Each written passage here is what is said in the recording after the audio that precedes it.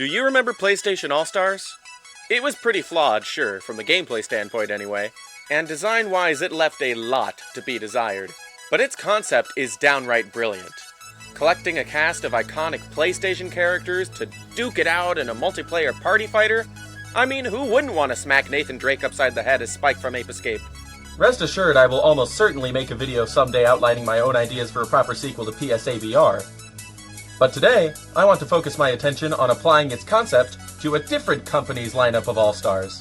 You might think I'd choose Nintendo, but they already have NES Remix, which is a pretty Nintendo way of doing a big All-Star crossover if you ask me.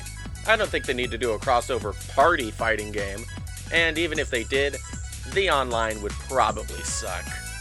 Now, for this video, I will lay out my ideas for what could be the roster of an Xbox All-Stars fighting game. And just to quickly address how its gameplay would be different from PlayStation All-Stars Battle Royale, damage taken from getting hit will cause characters to fly further from the stage until they either can't recover or go off screen. No special meter required. Also, include random tripping. Ding dong, order up! Who ordered the meat and potatoes? I did. Fantastic!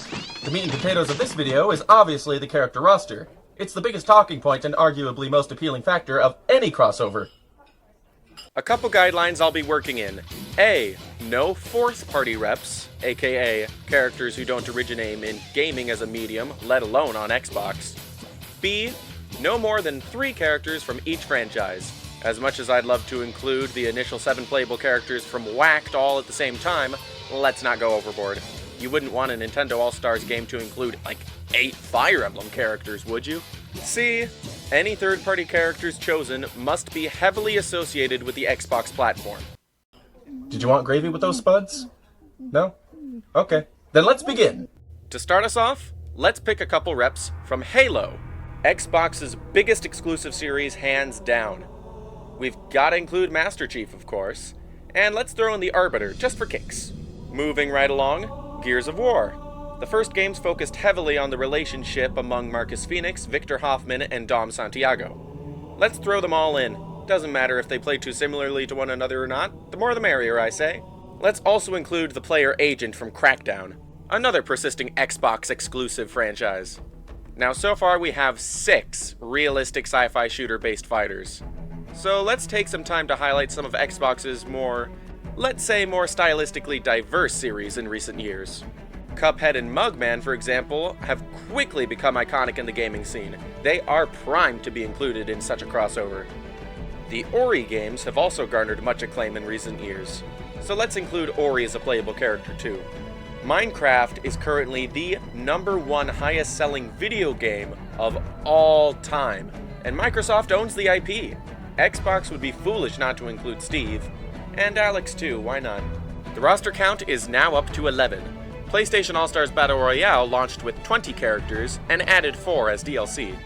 So to catch up the character count right off the bat, let's add 13 more fighters to this base roster for the Xbox crossover. Remember how a couple decades back Microsoft purchased Rare? Yeah, they should probably include a good amount of Rare characters in this roster, huh? The first one that pops up in my mind is Banjo and Kazooie, but they're already in the crossover game Sonic and Sega All-Stars Racing on Xbox 360. So let's just put them to the side for now. But hey, maybe they'd be DLC in the game later on. People would go absolutely nuts if Banjo and Kazooie were announced to be DLC characters in a crossover video game. Conker, on the other hand, embodies the early Xbox attitude, even if Bad Fur Day was more censored on their platform than it was on the N64. He's a no-brainer. The iconic Battletoads, Zitz, Pimple, and Rash are gaming legends, though they are admittedly very similar to one another. So if it were up to me, I'd put them all in one character slot. Am I a hypocrite for merging the Battletoads together while keeping the Gears of War boys separate? Nah. And this wouldn't be their first time appearing in an Xbox crossover fighting game, as they were also DLC for Killer Instinct on the Xbox One. Speaking of Killer Instinct, that's also an old Rare IP now owned by Microsoft. There isn't really any one protagonist of the KI series. Ooh. Somebody's slamming a door. But Fulgore is always the first character that comes in my head when I think of KI characters. So it could really be any of them, but I'm just gonna go with him for this video. Perfect Dark. Wowza, what a game. And look at those reviews. Add Joanna to the roster. Okay, that's enough rare representation for the bear. Okay, that's enough rare representation for the base roster. The character count is up to 15 now. Still 9 characters to go. Man, really starting to feel how few exclusives Xbox has, huh? Though they did also recently purchase Double Fine. Oh, you know what? They should add Raz from Psychonauts. That was a pretty significant OG Xbox release that's getting a sequel too. Dang, OG Xbox game getting a sequel. That just doesn't happen often enough. There are so many OG Xbox exclusive games that have gone forever without a sequel. Say, this hypothetical crossover game would be the perfect avenue to bring some of those characters back. Characters like Gina, or really anyone else, from Fusion Frenzy, Voodoo Vince, Blinks the Time Sweeper, Chops, or really anyone else, from Mad Dash Racing, Nathan Zachary from Crimson Skies, Lucy, or pretty much anyone else, from Whacked. And to finish it all off, how about Splosion Man and Shu from Blue Dragon? Those are 360 games! So what? Now, is that a character roster, or is that a character roster? And just imagine how much more robust it'll become after DLC, too. And what's more, it might inspire Microsoft to greenlight remakes or sequels to some of these old neglected games. Is there a... Do I have something dangling from my lip? Ugh. If you have any thoughts on what I've covered in this video today, please leave them in the comments below. I'm between 80 and 90% likely to engage with you, especially considering that my audience is still relatively small, especially for these videos. The people want skits, but rest assured I'm making more, so stay tuned if you want to see those as well.